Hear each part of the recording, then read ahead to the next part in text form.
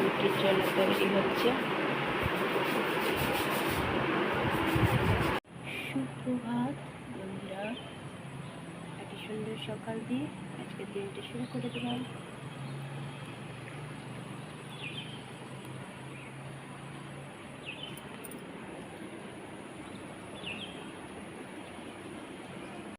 হাজব্যান্ডকে চা দিয়ে দিয়েছি, আমি গরম জল নিয়ে নিচ্ছি। হাই বন্ধুরা,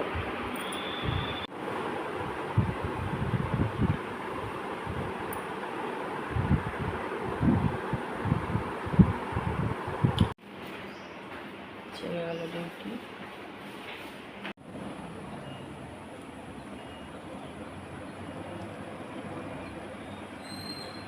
দিয়ে দিলাম মাকে চা, চিড়ে ভাজা, একটু খাক।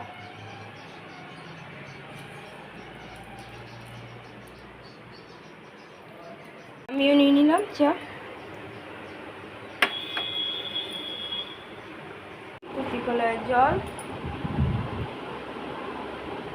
ক্লাস হয়ে গেছে? ক্লাস হয়ে গেছে? জানলা দরজাগুলো খোলো। দই চিড়ে দিয়ে দিয়েছি, একটু টিফিন। চাওটাও করছি না, এক নম্বর হলো ওই যে ওই হ্যাংলা তখন একটু খেতে ভালোবাসে ওর, আর মারও শরীরটা ঠিক নাই। এই যে দই দিদার অর্ধেকটা অনেকখানি মাখা হয়ে গেছিলো, মা পুরোটা খেতে পারবে না, ছ্যানা আমার অর্ধেকটা খেয়ে নিচ্ছে। হ্যাঁ হ্যাঁ, বসে গেলেন ডাল ছাতে মুড়ি খেতে।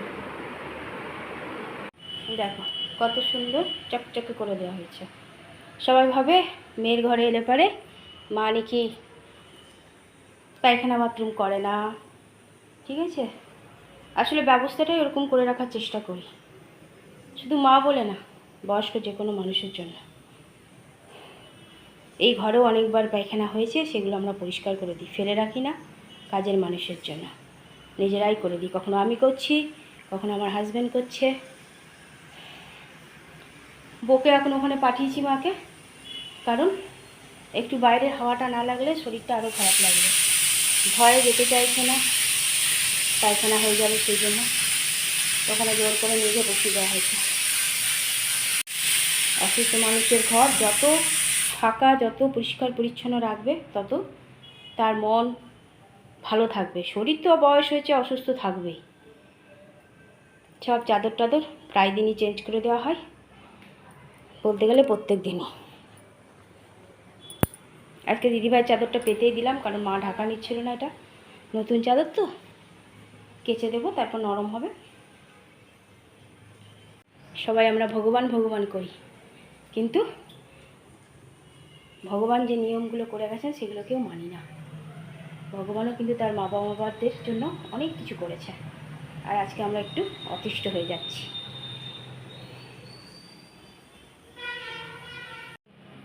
সাজুগুজু হয়ে গেছে, চান হয়ে গেছে, এবার একটু ঘুমু হবে, আর আমি চান করতে ঢুকবো। চন্দনা চলে আসবে না, তো শুধু পেটটাই ফোলা, পেটটা কমে গেলে এখন দৌড়ে বেড়াতো। হ্যাঁ,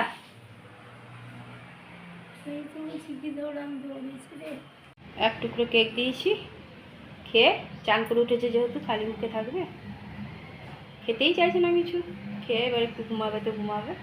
আমি আবার প্লেটও দিইনি, ঠিক আছে পড়ুক, নিচে পড়বে। চন্দনা তো এখনই এসে ঝাড় দিবি। চন্দনাকে দিয়ে দিলাম চা, এক টুকরো কেক, একটা মিষ্টি।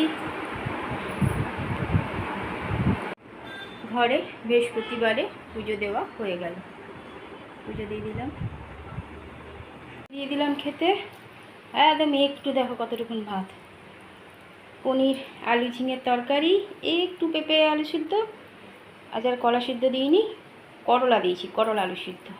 কারণ আমার ঘরে ভাজাভুজি আমি করি না, বেশিরভাগই সেদ্ধই চেষ্টা করি করার। আর মাকে যেহেতু ডাক্তার বলেছে ডিম টিম খাওয়াতে, তো আমাদের ঘরে ডিম হয় না। পুলিশ কোয়ার্টারে যদিও বা হতো, এখানে সেটাও করি না নতুন ঘরে এসে। তাই পনিরটা চেষ্টা করি ডেলি রাখার। তারপর আবার এই টুকুন খাচ্ছে। চলো মা খাওয়া দাওয়া করুক, এই খাওয়া নিয়ে কত অশান্তি।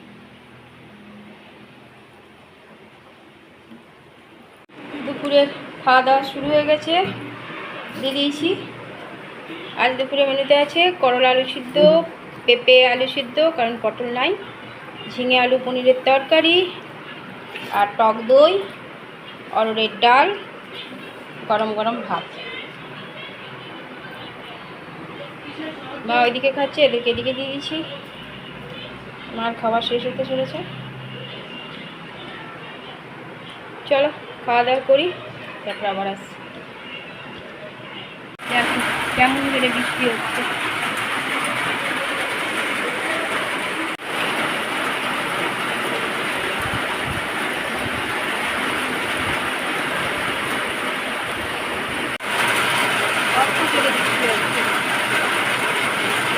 ওদিকে রোদও আছে।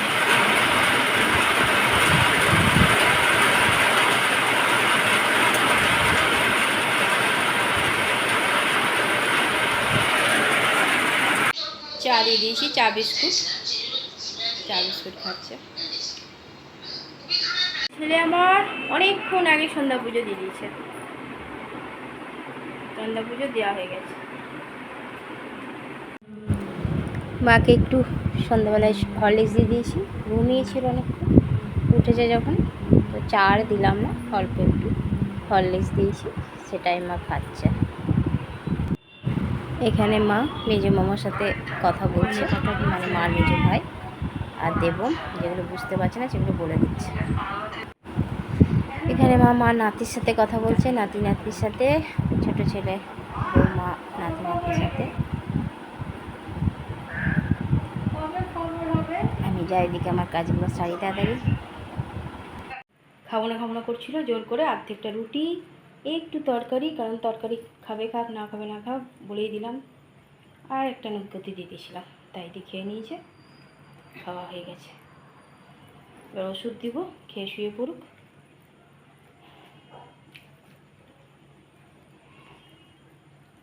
খাওয়া হয়ে গেছে, ওষুধ খাওয়া হয়ে গেছে, এবার শুয়ে পড়বে।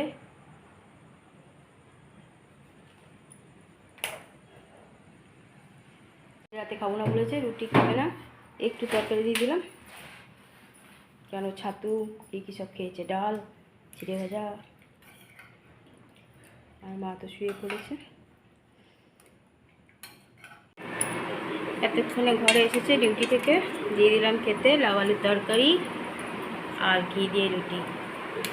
ছেলে রুটি খায়নি, শুধু তরকারি খেয়েছে। চলো খাওয়া দাওয়া করুক, থাকবে। একজন মোবাইল দেখছে, একজন ওষুধ খেলেছে, খাওয়া এখনো হয়নি। খাওয়া হয়ে গেছে, টেবিল পুরো মুছে দিয়েছি,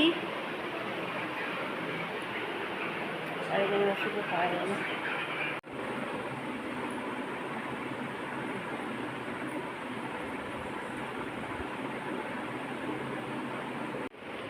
গ্যাসও মুছা হয়ে গেছে।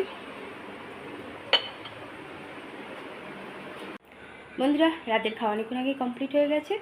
ছেলে আর দিদার মা যদি বা খেতে চাইছিল না, জোর করে অর্ধেকটা রুটি, দুটো নিকুতি দিয়ে খেয়েছে, তরকারি খায়নি।